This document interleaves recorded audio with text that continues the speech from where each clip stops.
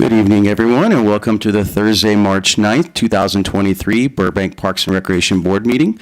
Why don't we all rise and do the Pledge of Allegiance?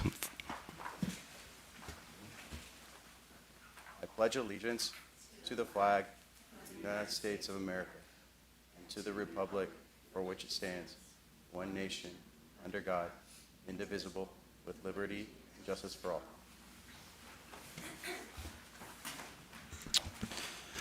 All right, let's get started. Ms. Santiago, for roll call. Secretary Ara Maserlian. Present. Board Member Barry Gasau. Present.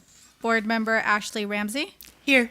And absent is Chair Maisha Gamino and Vice Chair Lori Durbin. Thank you very much. Next, I'll call up Mr. Noah Altman for announcements.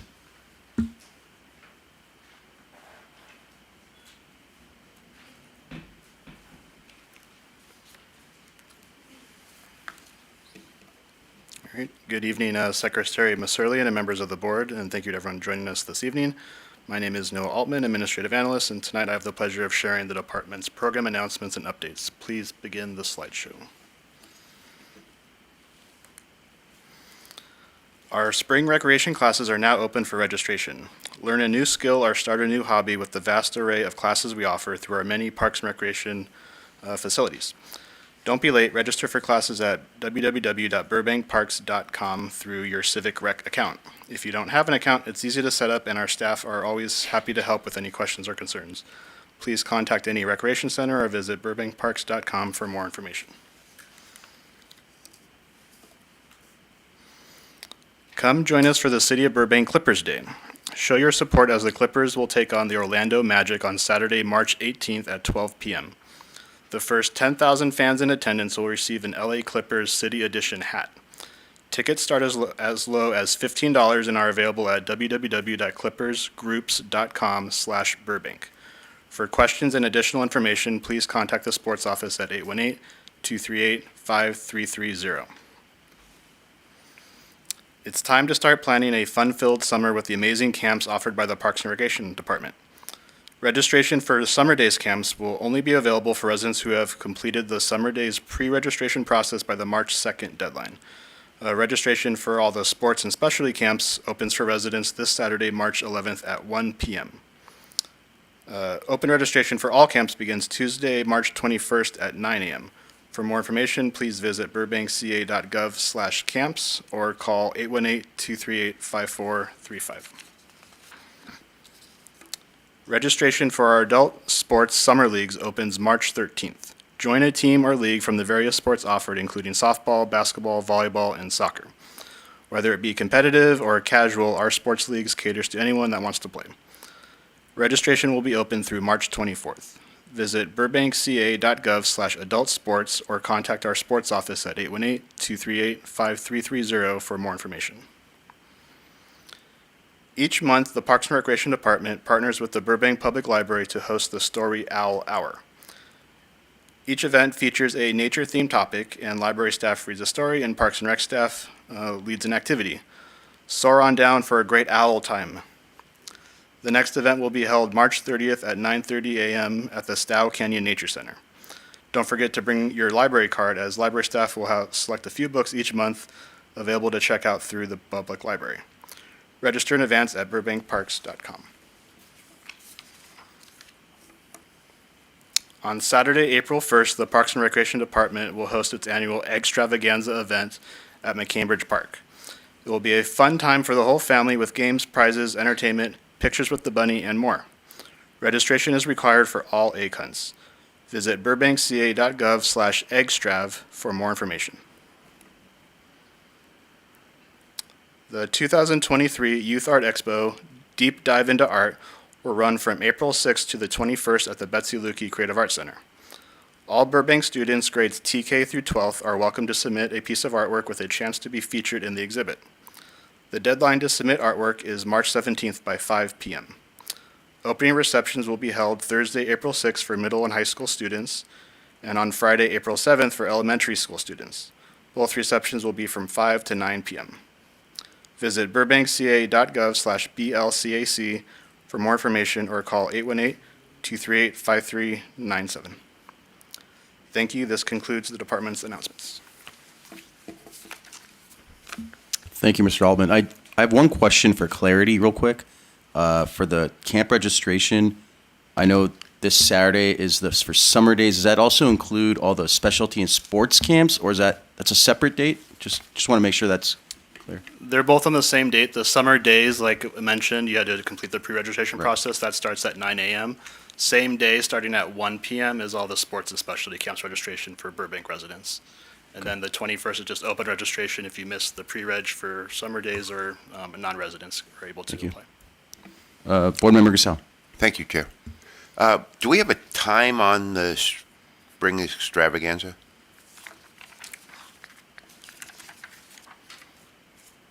I don't want to miss my photo with the bunny. I do not have a time handy at the moment. Okay, it's still ways away. I'll get it.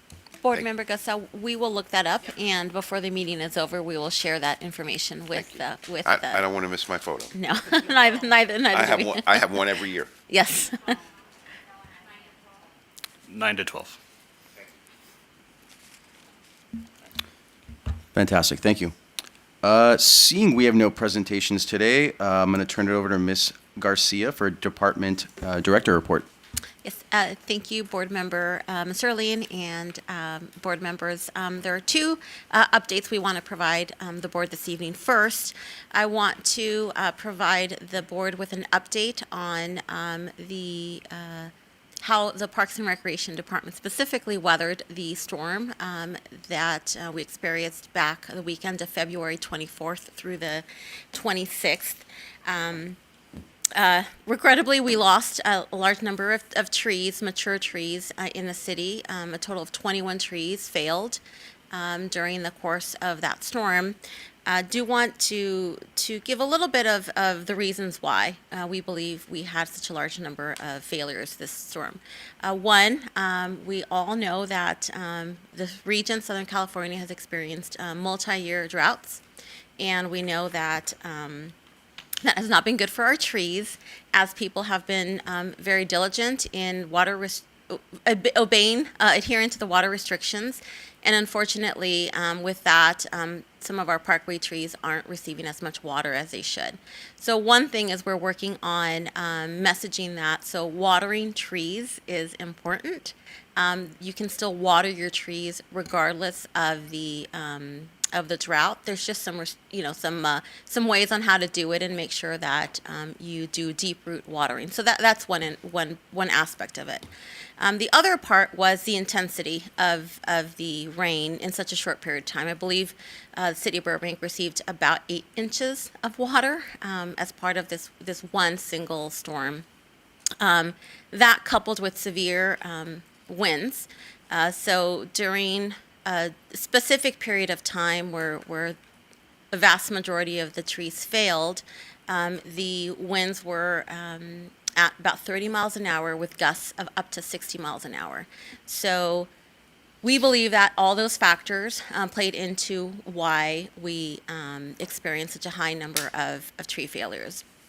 Again, Burbank has a very mature urban forest, and it was everything that I mentioned was just too much for some of our trees. What we have been doing since two weeks ago, since we experienced that, we are evaluating the causes and taking a much more proactive approach with our urban tree forest, and knowing that the changing climate and the maturity of our trees, we really need to be a little bit more proactive. So that what we're doing is we're looking at a potential reforestation of some of these mature trees, which would essentially be the removal and replacement of some of these mature trees. We're still evaluating that, putting together a plan and proposal, and we'd be seeking approval, funding approval through the budget process, and it would be anywhere from a year to 2 years to complete this specific reforestation.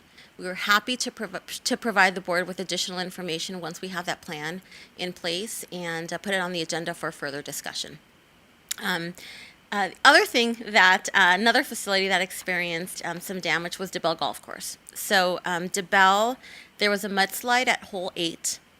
Again, the evening of February 24th, with the intensity of the rain, and that mudslide impacted holes 2, 3, and 8. What we have done so far is we fenced off that area of the hill and rerouted our golfers away from that slope for everybody's safety. Happy to announce that for that 1 week, we were only using the back 9 holes, but 7 days after this big mudslide, we were able to reopen the golf course to full operation. So kudos to the team at DeBell for getting that course back in operation with some minor modifications. The erosion has been contained. Unless, of course, we have another major storm, which we're crossing our fingers we don't. But the water has been temporarily rerouted from the affected area. Parks and Recreation staff, Public Works staff, Touchstone staff, and some contractors have met and discussed some potential repairs and what's going to be needed. At this time, we're looking at the repairs to include rerouting some irrigation. And that would be an in-house fix just to until we hopefully get funding to redo the entire irrigation, replace that irrigation at the front 9 holes. We're looking to build a protective berm, which would then divert water to other areas of that hill, so that that's one area that was compromised will not be that primary source of receiving all that water. That slope will be filled with soil. The soil will be compacted. We're looking at reducing the angle of the slope by building terraces. And we're also going to be cleaning out the barranca since it did receive a lot of mud. So with that, those are the tentative plans to repair. Again, can certainly, understand the concerns. I know that a couple of the board members, guys are golfers, and that facility, we've done a lot of work to really improve that facility. So, of course, we want to make sure that we protect it and make sure it's a safe course that people can enjoy. So that is one update. I don't know if there's a brief question. We can't go into a full discussion, but if there's a brief question, we can certainly answer that, and then I will turn it over to Mr. Cevallos, who has another update for the board. Board Member Gasol. Thank you. So my only question, I think you know, is if that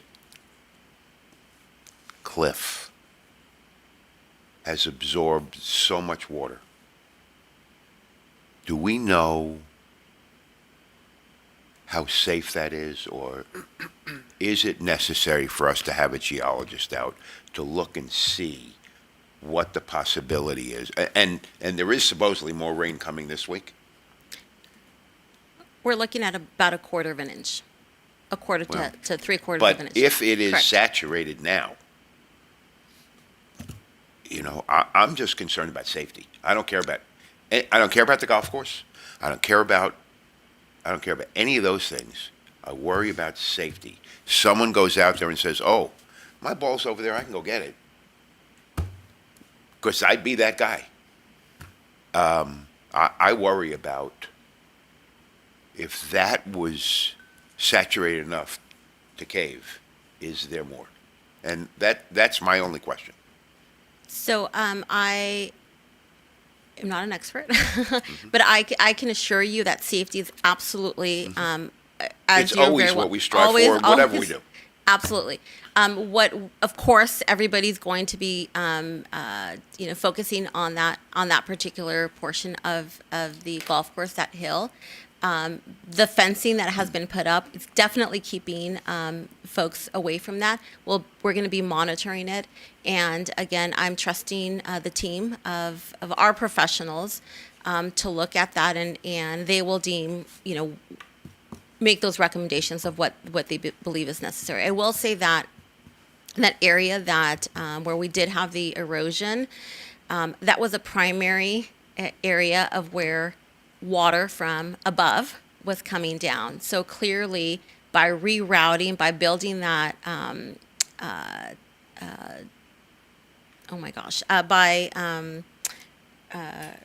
redirecting that and building that berm, we don't anticipate any further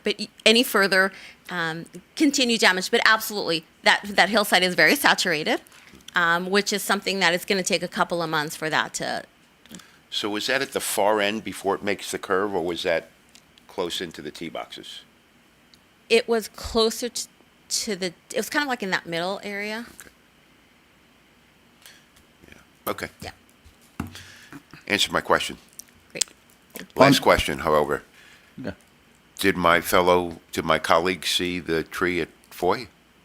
Yes, I saw it. I drove by it and I saw it. I was kind of Sad. like, I was driving by and I looked and then I was like, whoa, kind of Yeah. had to take a second look. But I'm assuming there was nobody there. Everything was fine. Yeah. Okay, good. Correct. Yeah. Middle. Yes. We insured for that, or is that an act of God that we're not insured for that?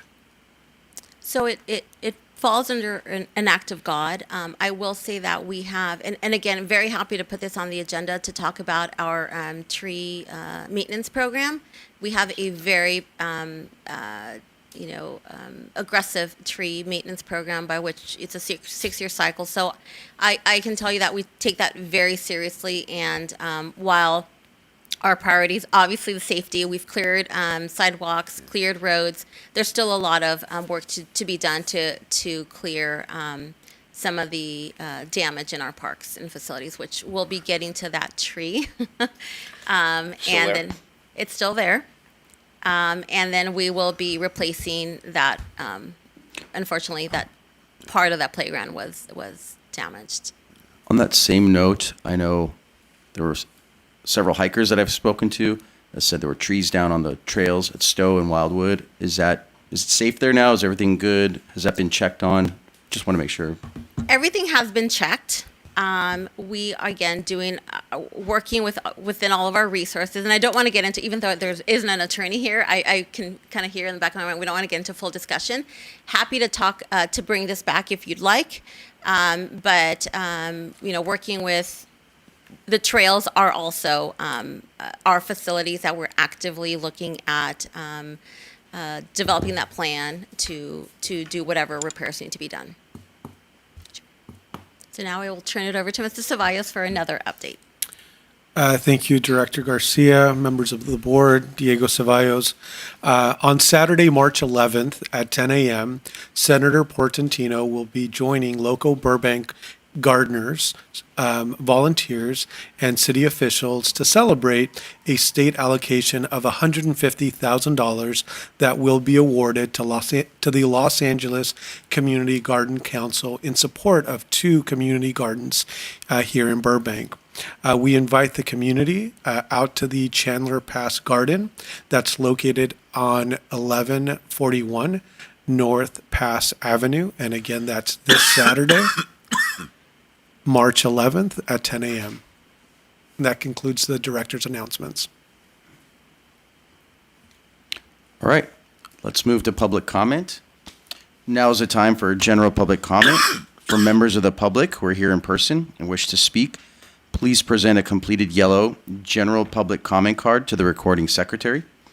Any person speaking during general public comment may address the board on any matter related to the Parks and Recreation Board. Comments are limited to 3 minutes per person. In order to promote fairness, please stay within your maximum allotted time of 3 minutes. A timer is available on the podium to help the speaker keep track of how much time is left. And then please state your name for the record as well. We also encourage you to call in during the general public comment period at 818-238-3335. Callers will be placed in a queue until all in-person comments have been received. For callers, please remember to lower the volume on your TV or computer and take your phone off speaker when you deliver your public comment. At this time, we'll begin with in-person comments. Do we have any in-person comments at this time?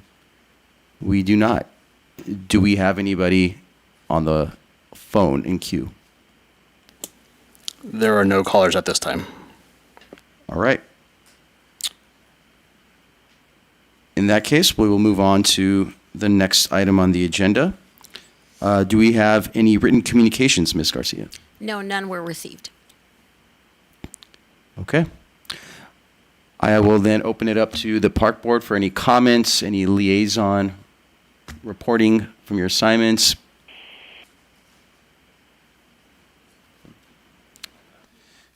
All right. In that case, then, let's move on to the fun stuff. We'll get into new business. I'd like to introduce Ms. Amanda Landry from the Community Development Department Planning Division, who will present an update on the Media District Specific Plan. Hi, good evening. May I have the presentation, please? So my name is Amanda Landry. I'm a senior planner in the Community Development Department Planning Division, and I'm the project manager for the Media District Specific Plan Update. I have a team of planners and consultants working with me. One of them is here with me tonight, Joseph Pangilinan. We're doing this project in conjunction with the Southern California Association of Governments, also known as SCAG, because this has regional implications. So where is the Media District? It's a small, just under 1 square mile area at the southwestern edge of the city, and it's a home to a variety of uses, ranging from media uses to education, institutional, and small neighborhood commercial scale businesses. The location itself is ideally located in the region due to its proximity to the Burbank Hollywood Airport, downtown LA, major transit, Griffith Park, and Universal City. The Media District itself is home to just under 10% of the city of Burbank's population. Compared to the rest of the city of Burbank's population, there is an average higher median income, household income, and a higher average educational attainment of people in the Media District. So, due to its ideal location in the region, the Media District is also a major employment center for the city and the region. We see just under 70,000 people come into work in the Media District, and we see of the people that live in the Media District, just 2,000, a little over 2,000 go out to work. And of the people that live and work in the district, it's just under 400 people. So this jobs to housing imbalance has serious implications to traffic and housing availability.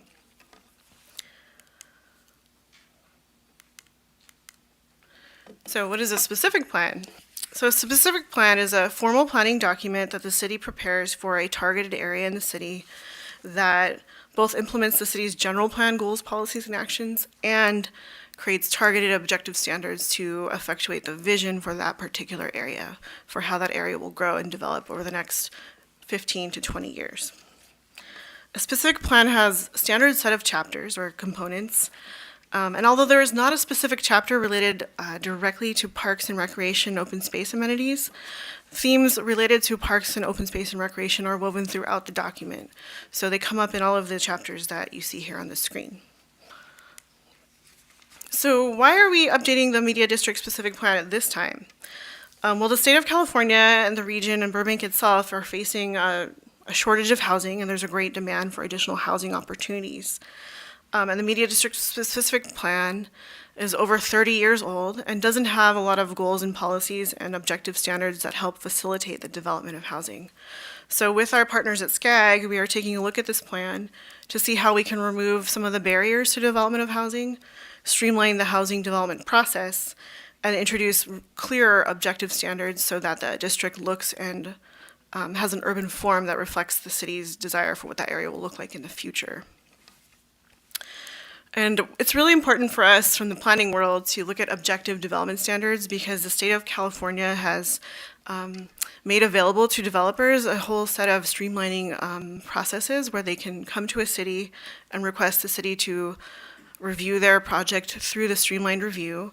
And through the streamlined review, we can only enforce those objective development standards we have in the book. And the Media District specific plan has a lot of goals and visionary language, but not a lot of objective development standards that we can use in this process. through our specific plan update process, we have been looking at recreation, open space, and park and recreation. Because the district is adjacent, or it will soon include the Johnny Carson Park, and is near the Johnny Carson Park Creek and the LA River, as well as several other city parks, Griffith Park, and equestrian trails and communities. There's opportunity to create better ways to access these resources through the specific plan update.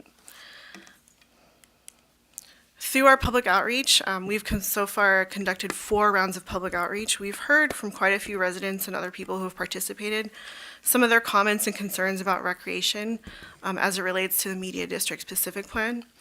Specifically, we've heard that a lot of residents find it difficult to travel to Johnny Carson Park from their neighborhoods, from both within the district and on the edges of the district. And they find it difficult to travel because it's a sort of a hostile pedestrian environment, fast-moving traffic, crosswalks are a little bit uneven or not clearly marked. The store frontages don't present like a very welcoming environment. So that's what they've noted, but they want to access the park by foot. And we've also heard that residents want to see more green and open space incorporated into development that comes in. And we've heard from the public that they'd like to repurpose a soon-to-be decommissioned substation for open space. So as we continue with our specific plan update, we're going to be looking at different strategies where we can address some of the public comments and study where we need additional public amenities or where amenities need improvement, and look at strategies where we can get these improvements from developers, but also give them sort of an incentive to give us those benefits through some sort of just exchange, such as increased development opportunity for the provision of these amenities. So as I mentioned before, we have concluded 4 rounds of our public outreach, and we'll be entering our 5th round of public outreach in the coming weeks. This 5th round of public outreach is focusing on showing the public and walking them through our proposed draft regulations, making sure everyone understands and has the ability to provide meaningful comments on those regulations. And during this 5th round, we'll also be doing a 3rd neighborhood walkabout. We've done 2 so far, but we'll be doing a neighborhood walkabout, which is a walking tour, on a weekend, so we can accommodate more people's schedule who can't typically come during the week when we've had our other neighborhood walkabouts. So if you would like to, or if anyone is interested in participating in the upcoming activities related to the Media District specific plan, I encourage them to visit our project website, which is at www.burbankmediadistrictsp.com, where you can see all of our prior documents and information and recordings of other meetings that we've had. We encourage people to attend our neighborhood walkabout and our 5th workshop. And then we also encourage the public to participate in our upcoming public hearings related to the Media District specific plan update. It'll be going to the Planning Commission for a recommendation to the City Council, and then the City Council for their formal adoption. And we anticipate this will be going starting in summer 2023, so just in a couple months. And with that, anyone is welcome to contact me offline if they have questions about this process. If people ask you, you can direct them my way. And that concludes my presentation, and I'm available for questions right now. Thank you very much for your presentation. We appreciate it. Any board members have any questions? Board Member Ramsey? Hi, thank you so much. So I was just curious, what has your communication been like to the community as far as like all the events? I actually live in the Media District, and I feel like I haven't really heard about like the walking tours or any of the public outreach. So I was just curious about that communication. Yes, we have a pretty robust program, and I'm very sorry. I'll make sure to get your contact information so we can include Thank you. We've had our consultants and our communications and outreach team go door to door. We've put up posters and flyers and banners, some of them in the public right of way. We have an email blast that we use through the city's social media and e-notify program. So that has been going out. The City Council has been making announcements during their public hearings and meetings. We've done mailers as well. We did 3 mailers, postcard mailers. We sent out close to 5,000 mailers each time.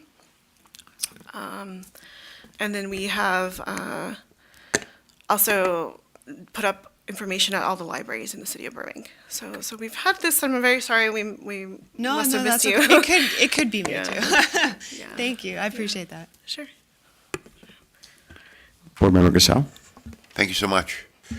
So great presentation, thank you. And I'm always interested in things like this, but one of the things that stood out to me was Johnny Carson Park is difficult to access. I don't understand exactly what Right. they meant by that. So I can give a little bit more of a detailed description of a conversation I had just last Friday with a resident who lives just north of the Telario development. And he and his family like to go to the park, but they have to go through a very sort of winding path through the media district to get to the park. They have to cross several major streets, and those streets are very busy, almost freeway speed traffic.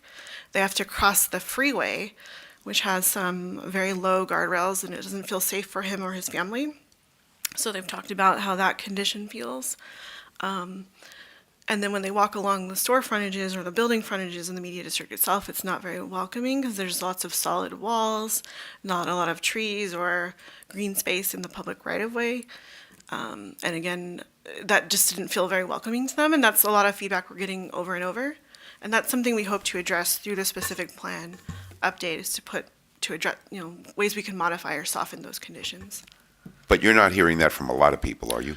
Most of the people that we have been in touch with who've been participating in this, and when we went on the walking tour, we heard this from everyone who was on the walking tours. We did. Because we walked through the district, we did the Burbank Toluca Lake area, that portion of the district, and then we did the area closest to Telaria. And it was, people commented about that condition. Okay, And- thank you so much.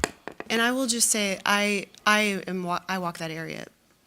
I mean, I'm not walking now, but when I can walk, I walk that area daily. And I will say, that Olive Riverside intersection is pretty. I mean, it's scary. My husband has almost gotten hit several times at that intersection, and I would say the guardrails, especially like down Hollywood Way, seems to have a higher fencing, I guess, but like down Olive, I do feel a little bit uncomfortable sometimes walking, just because the rail is so short.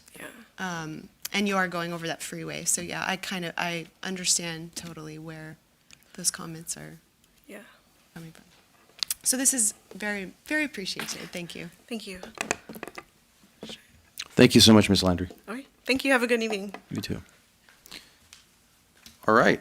Our next order of business is the Burbank Animal Shelter Operations Report, and I'd like to introduce Ms. Brenda Castaneda, who will give a report for the fiscal year 2022-23.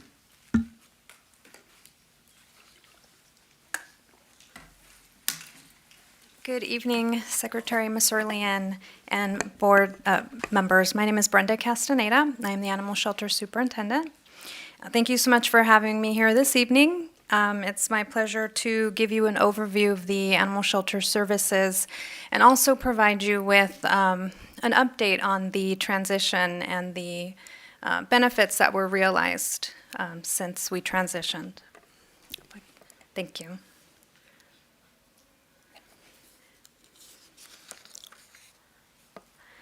Okay, so the transition became official July of 2022. We transitioned from the Burbank Police Department to the Parks and Recreation Community Services Division. And the animal shelter staff has worked closely with Chris Smith, who is Deputy Director who oversees community services, to ensure that this transition would go smoothly for the staff and also for the community members that are served by the animal shelter. And I am happy to report to you that the transition has gone extremely well. It was absolutely well received by the animal shelter staff and by the community. So our goal was to ensure that the community did not feel a difference due to the transition. And if they have felt a difference, I would say they've just seen improvements. So it has gone very well. The benefits that were realized by the transition we will be seeing throughout this presentation. Okay, so as an overview of the services provided by the shelter, first off, we do handle animal registrations for dogs, cats, and horses in the city. We also provide animal adoptions for dogs and cats, and we adopt out rabbits, guinea pigs, hamsters, you name it, we pretty much have it at the animal shelter. We educate the public on several animal-related topics, such as spaying and neutering, and also various animal care topics. And one of the major topics that we educate residents on is coyote hazing. So if you're familiar with that term, hazing, coyote hazing is scaring coyotes. So anything that you can do to scare them away by making noise. You also want to trim your hedges, bushes, anything like that. But always you want to keep an eye on your pets to make sure that you're watching them, because ultimately they would be defenseless, if they did come across a coyote. But that is what we focus on, trying to teach residents that type of thing. And then in order to accomplish that, we recently put out lawn signs throughout the city. You may have seen some of them. We switched out our signs to show the Parks and Recreation branding.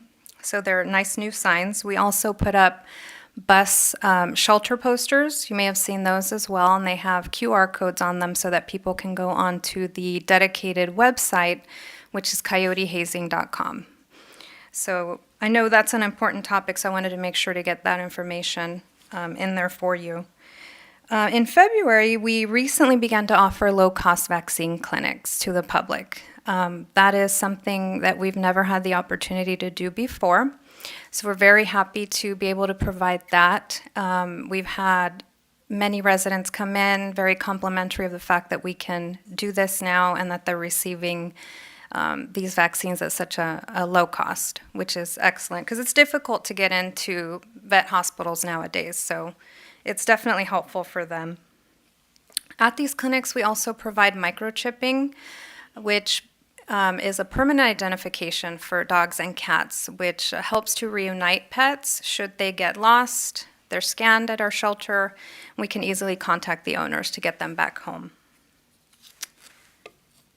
And if I didn't mention, returning animals to their owners is one major thing that we do as well. So we have a lost and found site, 24 Pet Connect, that can be utilized by the community to record when their animal has been lost, and it will automatically email them to let them know that an animal that matches their description that they've put into the system comes into a local shelter.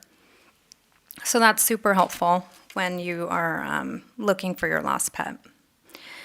We also provide a low-cost pet euthanasia option for Burbank residents. And we work closely with the Los Angeles County Veterinary Public Health Department to monitor zoonotic diseases such as rabies and West Nile virus, and also murine typhus. And the way that we are able to assist with that is we submit sick wildlife and also deceased animals for testing to their facilities. And another thing that we do is we enforce animal-related laws in the city. So on this slide, you'll see on the left there we have our senior ACO, and on the right side you'll see 4 of our animal control officers. You may have seen them in the course of their duties. So all of the animal shelter code sections are in the Burbank Municipal Code Title V, Chapter 1. And what we normally enforce, common violations would be leash law violations, not picking up after your pet, registration. These are common things that they would enforce. Now, since the transition, the animal control officers now have regular park patrol duties. So while they are patrolling identified problem parks, they're looking for these types of violations that I just mentioned. And they're also now enforcing the no smoking policy at the parks as well. So they're helping with that also.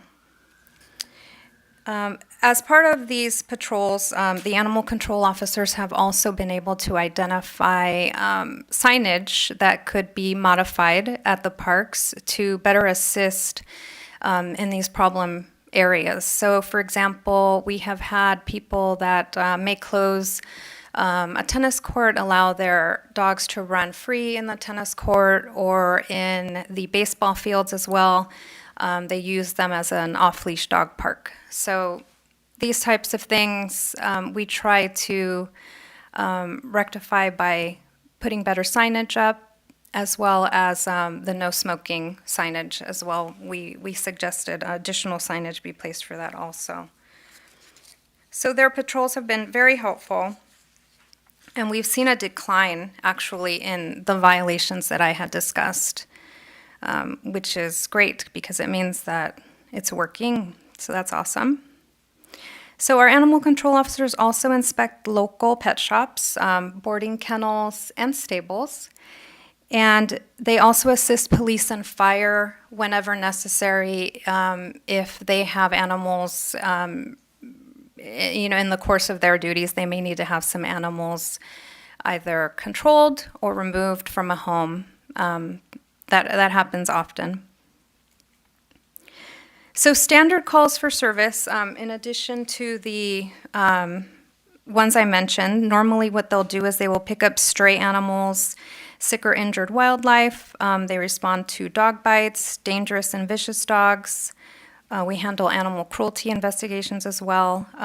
Neglect investigations, barking complaints is another big one, and checking on the number of animals kept in a residence, as you are limited to 4 dogs and cats in the city, and that's combination. We also pick up deceased animals in the city as well. So last year in 2022, our animal control officers responded to 8,458 calls. And that's actually increased, and we believe that is due to the additional patrols that they've been doing as well. So they're working. I have the numbers that show that. The animal shelter also submits criminal filings for violations for local and state laws. And recently, our Burbank municipal codes were changed to allow the animal shelter staff to issue administrative citations.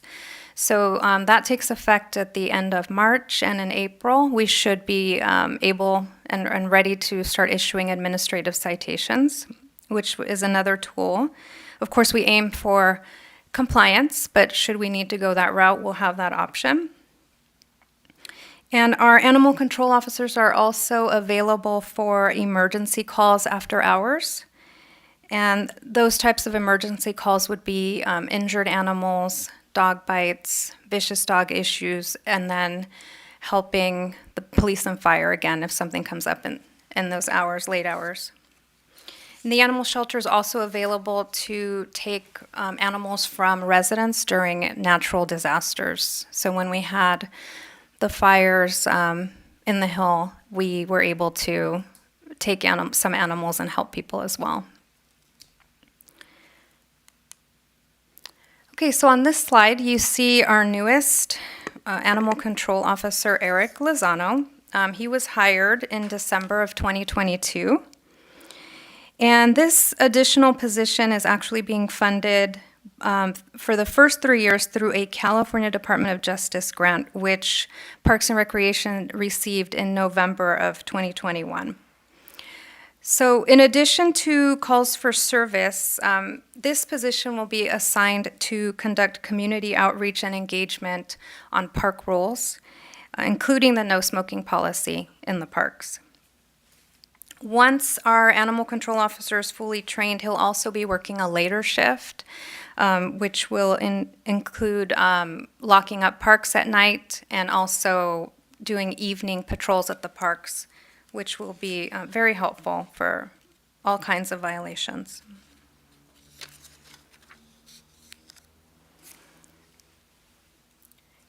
The nice thing about having our new ACO work an evening shift, a later shift, is that he'll also be able to respond to calls in the evenings, which will provide will allow us to not have to call out an ACO just to handle calls after 5, between 5 and 11, we're thinking. So that will be helpful as well.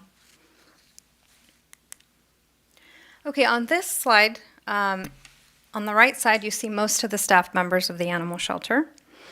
And as part of the transition, we were able to upgrade 2 positions. We were able to upgrade our part-time admin analyst position to full-time.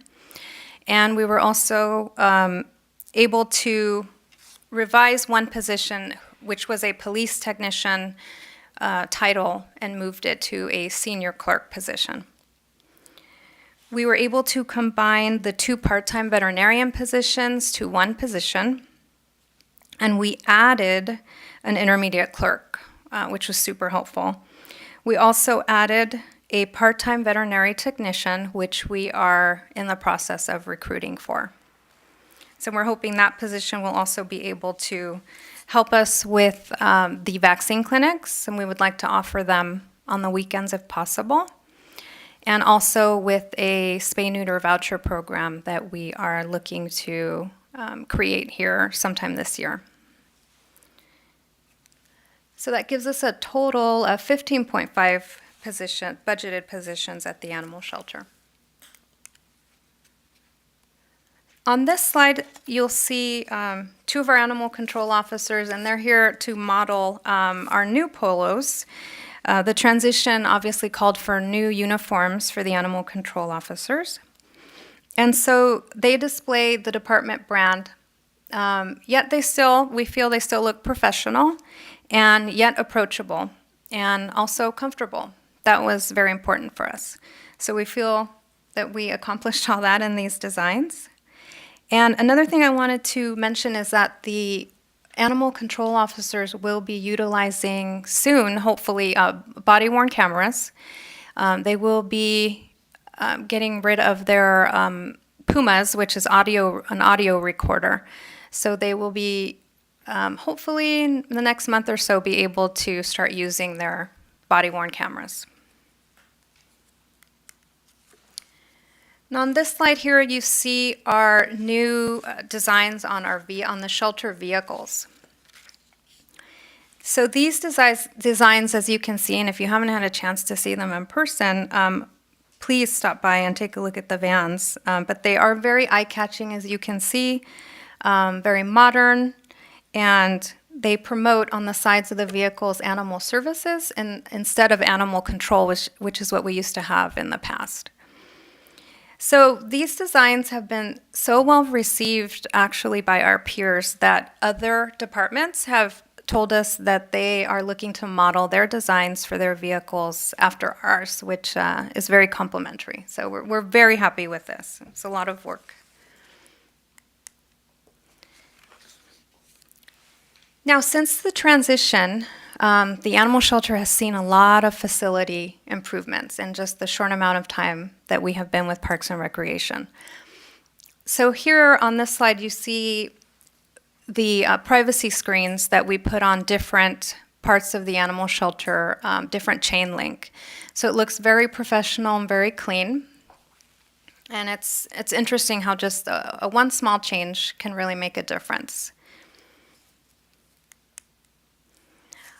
On this slide here, you see our 4 beautiful new pet-themed murals that were painted on the side of the animal shelter wall near our dog kennels. And these were painted by the Animation Guild, and this was done in partnership with the Burbank Cultural Arts Commission. And this was done to celebrate the Animation Guild's 70th anniversary. So they donated their time to paint these beautiful murals, and if you have a chance to come by and see them, I highly recommend it. You walk by them and instantly it puts a smile on your face. So, and we know that that's also makes a difference when you walk into a facility and you see this type of thing. So we're very lucky and grateful that we were able to get these murals in. And there are 2 capital improvement projects scheduled to be completed at the animal shelter. Here on this slide, you'll see where the first one will go, and that will be shade sails that will be placed on our kennel building to cover our kennel cleaning area. And also, shade will also be put over the dog kennels on the outside runs to give them more shade whenever they wish. So they'll be able to either lay in shade or get some sun. The second capital improvement project is our kennel flooring. So this is the inside of our kennel shown here.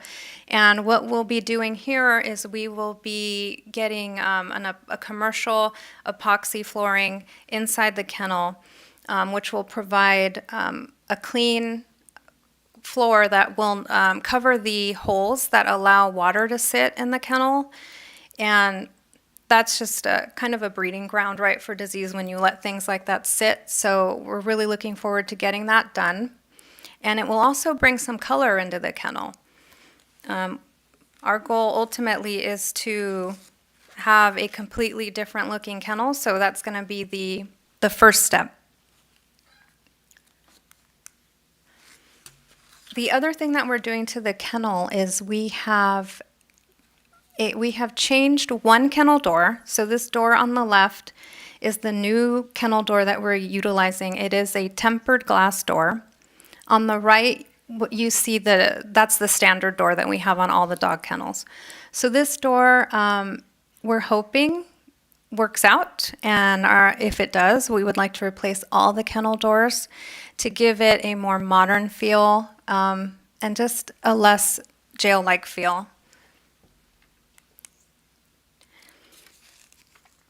So another benefit that was realized from the transition was the access that we were given to the Parks and Recreation marketing team. We are now included in the recreation guide. We are included in the monthly Parks and Recreation newsletters. We had to completely do our website, which is pictured there on the left. And we just get a lot of exposure under Parks and Recreation. They're constantly pushing out our social media and sharing our posts. So we have learned so much from them, and they are just so supportive. And actually, while I'm here, I will just give a shout out to Tony Rodriguez, who is awesome and just helps us constantly. Never says no or I'm busy. So thank you, Tony. I have a quick question since Yes. we're marketing. Yes. Is that okay?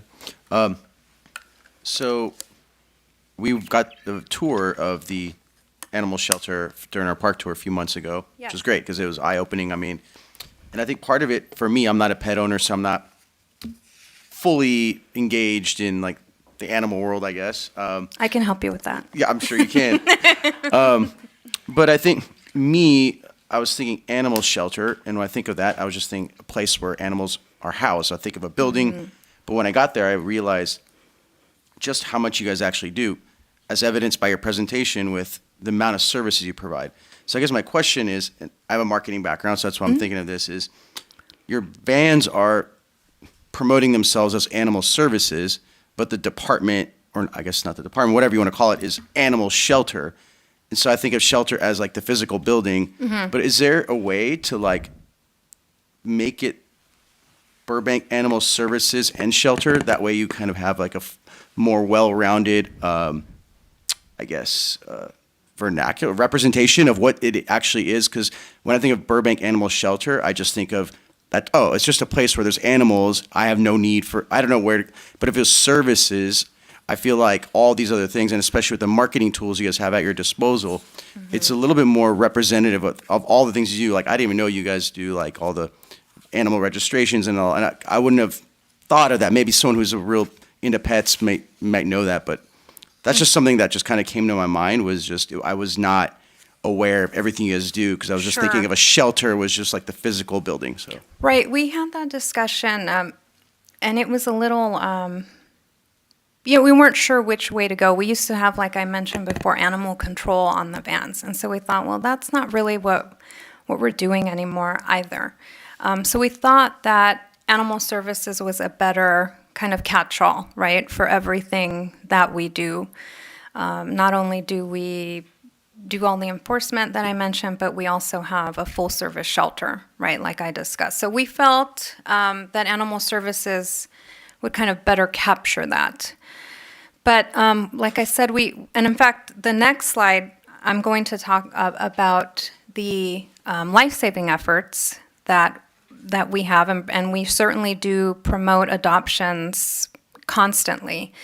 So I hope that on that slide, the information that I present will make you feel better about that decision to have animal services, and just know that we're constantly promoting our animals on social media.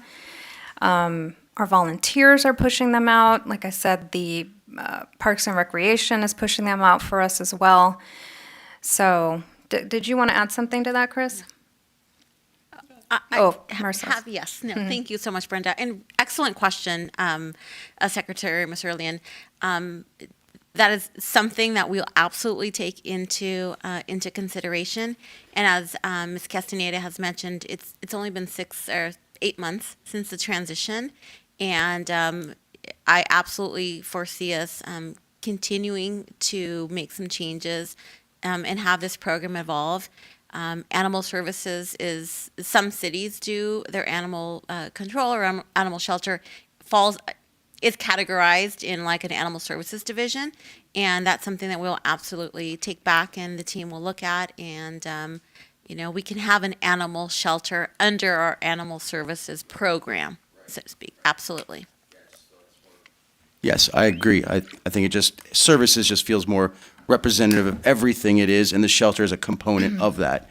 That's just my outside observation. No, excellent comment. And if there aren't any further questions, I'll hand it over to Ms. Castaneda. And how lucky are we to have a board member in marketing? Excellent. Anytime, please send your thoughts my way. Exactly. Well, we need to fix that. Okay, so then let me go to the next slide here. So as I mentioned, our life-saving efforts, so we, over the last 5 years, have maintained an average of 90% life-saving rate, which is an excellent rate. So to maintain a rate such as that, there are several things that we do. So as I mentioned, we have several adoption promotions throughout the year. We showcase our animals on social media, on our website, and we work with several nonprofit organizations that hold national adoption promotions, such as North Shore Animal League and Best Friends. So we attend various community events to promote the animals that we have available for adoption. And under Parks and Recreation, we are now luckily able to attend even more events than we did in the past, which gets us more exposure. And we are able to keep our animals longer by placing them into foster care when needed. We have an excellent veterinarian and veterinary technician that take very good care of the animals, and any issues that they may have, they are taken care of by our medical staff, because too many issues for an animal could mean that they may not be able to be adopted out or aren't adopted out as quickly. So it's very important that we handle as much of that as we possibly can.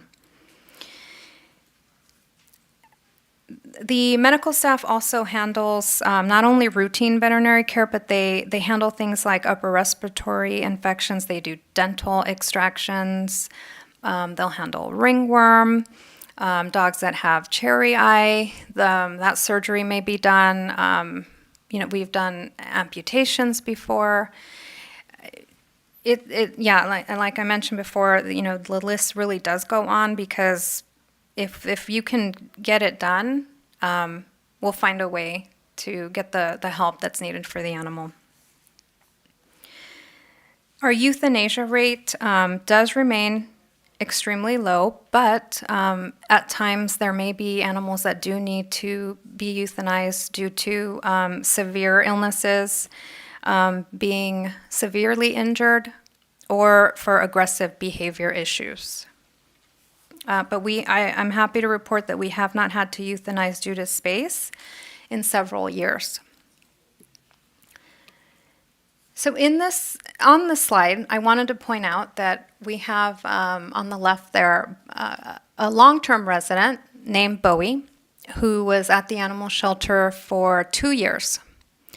Bowie benefited from several of the animal shelter programs. He went into foster care.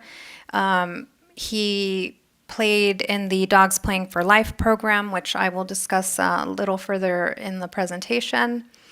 And he also benefited from medical care. He had some allergy situation going on.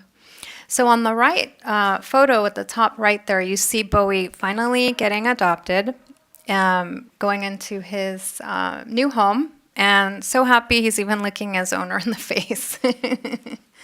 So we love to share that story about Bowie. And that's just one story, but this is a great picture of him, and we use him in a lot of our marketing material. And then our statistics are listed there for you as well for last year. So we had 1,196 cats and dogs that were received. We adopted out 737 of those, and 241 of those were returned to the owner.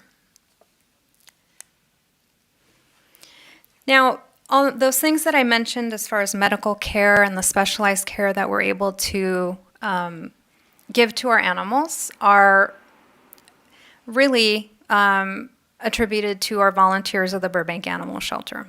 So we are extremely fortunate to have their support, and they fundraise for the animal shelter, and they're able to fund several of these specialized surgeries and specialized care that the animals need. So our volunteers at the Burbank Animal Shelter have right now 106 volunteers, and their volunteers do all sorts of things for the animal shelter. So they come in and they socialize our animals, they help clean and feed the animals, they help at the front counter with customer service. They also serve as foster parents for our animals. So they will serve as kitten foster parents, puppy foster parents, and they also foster adult dogs and adult cats for us. So this becomes very important, especially when we get full and we need to move some animals out of the shelter so that we have enough room. It's important for the animals because it gives them a way to get out of the shelter. Sometimes mentally they can't tolerate being in that environment, so it gives them some good time away from the shelter and gives them, what they need to, I'll say, stay sane, if you will. Especially with a dog like Bowie who had been there for so long, you can understand that he would need some time away.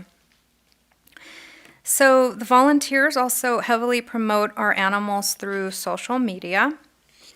They also pay for training packages for our harder to place dogs, which encourages them to be adopted, because sometimes when you see that a dog is a bit unruly, you may be turned off by that, and they provide something that would be helpful to the new owner to, give that dog a try, and they take the risk and say, sure, because I'm getting this training package, I can go ahead and move forward. So that's something that's super beneficial for us as well. So all the fundraising that they do, they support the foster programs heavily. They pay for all the medication, supplies, because food needs to be given to these foster parents.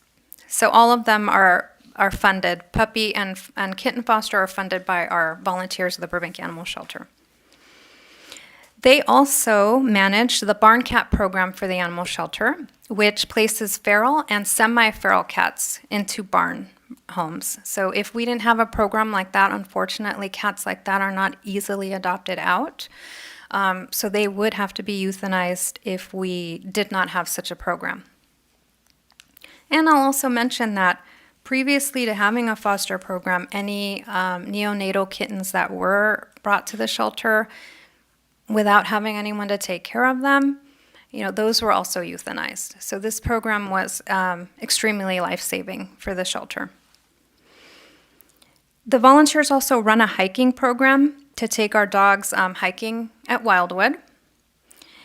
And as previously mentioned, but certainly worth saying again, because of the support of the volunteers of the Burbank Animal Shelter, the shelter has saved thousands of lives. And we are deeply embedded in the community because of their support. Another thing that the volunteers have done for the animal shelter is they did fundraise to purchase a digital x-ray machine and a blood work machine for the shelter. So their fundraising efforts allow them to maintain this equipment for us. And prior to having this equipment, we used to have to take the animals out to be x-rayed, which is obviously costly, and it just delays being able to diagnose what's wrong with them. So this is invaluable to us, and they were able to provide this to us. So on this slide, I'm going to show you a video of the Dogs Playing for Life program, which is a new program that we implemented in May of 2021. And it came about because during COVID, we weren't really receiving a lot of volunteers coming into the shelter. At some point, they couldn't even come in, but we still needed to socialize our dogs. As you can imagine, with having 40 to 50 dogs in a kennel, to take them out individually is time consuming. So the way this program works is multiple dogs are brought out to the play yard and they play together. So I'll show you that video now.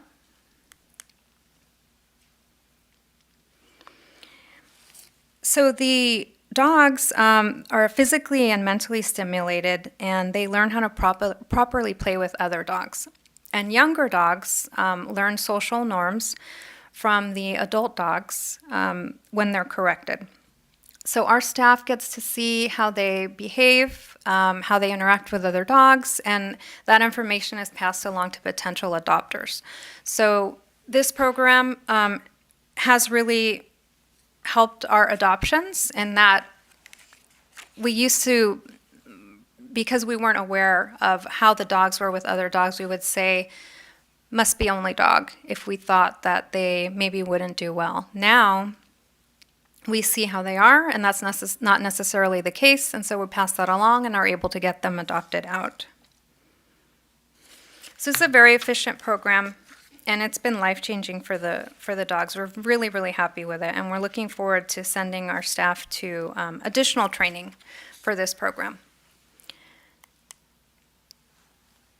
Now, the animal shelter is very lucky in that the community is always reaching out to find out how they can help the animal shelter.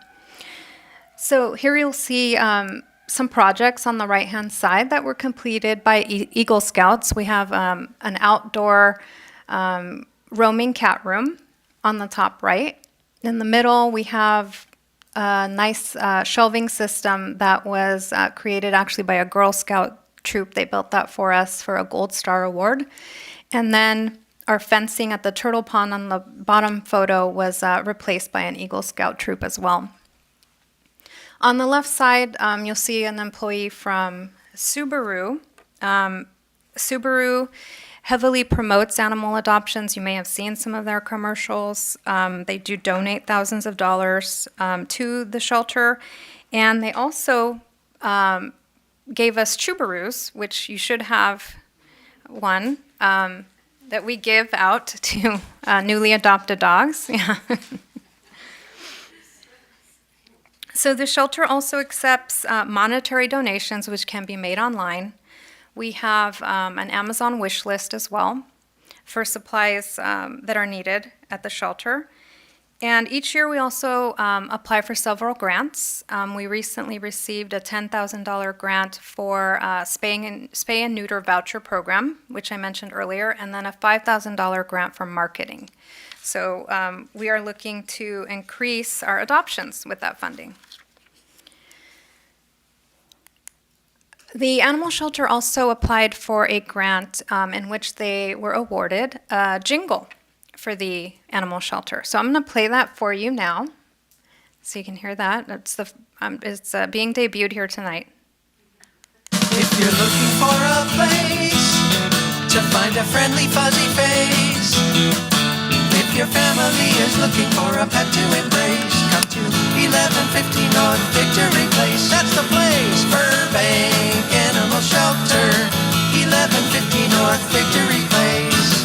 818-238-3340. Don't you fret, adopt a pet and feel like a hero.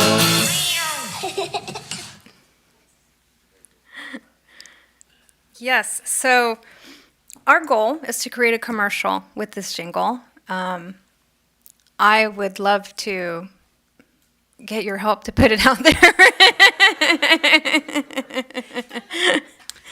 I will volunteer to play in this commercial as the resident musician. Thank you. Yeah, we want to do a dance as well. There's lots of possibilities for this jingle. So, in closing, I would like to take this opportunity to thank Marissa Garcia and Chris Smith, who welcomed the animal shelter with open arms and have gone above and beyond to make the transition successful. So I know wholeheartedly that the animal shelter is in good hands and will continue to thrive in our new home. So that concludes my presentation, and I'm happy to take any questions that you may have.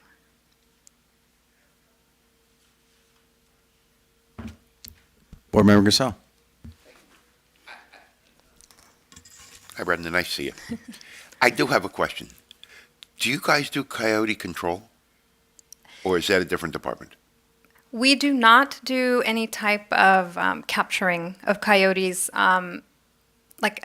We will put out humane box traps for them in problem areas. Like if somebody calls us and says, I keep seeing a coyote coming out of a vacant home, we will set up a humane box trap there. But I will say this, that they're very smart and it's very difficult to catch them. I'm not saying that we haven't caught them in the past, but it's very difficult. But other than that, that's essentially what we do for controlling.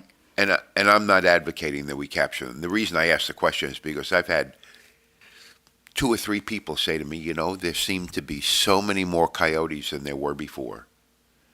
And they're concerned because they have at times seen them or seen that there have been packs.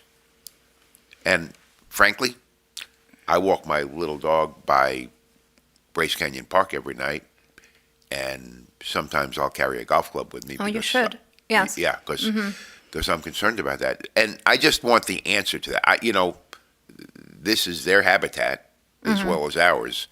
But I was just curious if there's an answer to that question when someone says, does the city do coyote control?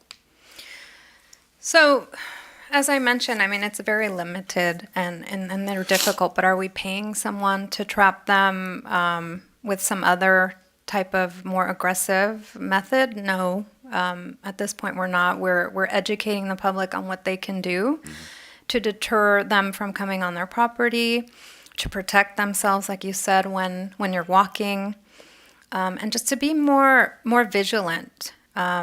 Because, like you said, they're here, right? And I'll tell you, though, we have this discussion a lot with our coworkers, and we hear more. We may have heard some, coyote bite stories, right, in the news, but we hear more about people getting, mauled by their own dogs than you do, a coyote, right? So I don't know what the answer is for some of these people, but we cannot do spaying and neutering of coyotes. I've had that question before. Can you do some kind of birth control for them? And No, we can't do that. And essentially, a lot of this comes down to having to do an environmental impact report. And that, that would be not only time consuming, but there would be a cost involved in that. And then at that point, I guess you would decide which would be more money right after that. Okay, thank you. Sure. Thank you so much. I'm ready to adopt a dog. Great. As soon as I can. I will be there. Thank you. Very serious question. Will you guys have rabbits at the extravaganza event? I think we usually do, right, Lisette? No. Okay. Would you like one to be there? That'd be fun for the kids to pet them, but. Oh, there you go. Okay. Rabbit puppets, yeah. But we also educate people on the importance of spaying and neutering rabbits. So if we do take one out there, we would have that material too, just to make sure that people understand you can't just let them breed. Yeah. Yeah, I know. It's never ending. Well, thank you. Appreciate all this great information and very educational, and hopefully every resident gets a chance to visit the shelter. Please do. Thank you so much for having me. Thank you. All right, that concludes our new business. So now we'll move on to the consent calendar. All matters listed under the consent calendar are considered routine by department staff and may be enacted on by the board by one motion. There'll be no separate discussion of these items unless before the board votes on the motion to approve the recommendations. Board members, staff, or public request specific items be removed from the consent calendar for separate action. Removed consent items will be discussed separately. Do we have a motion to approve? Motion to approve the consent calendar as written. Thank you. Do we have a second? Second. Sounds great. Consent calendar approved.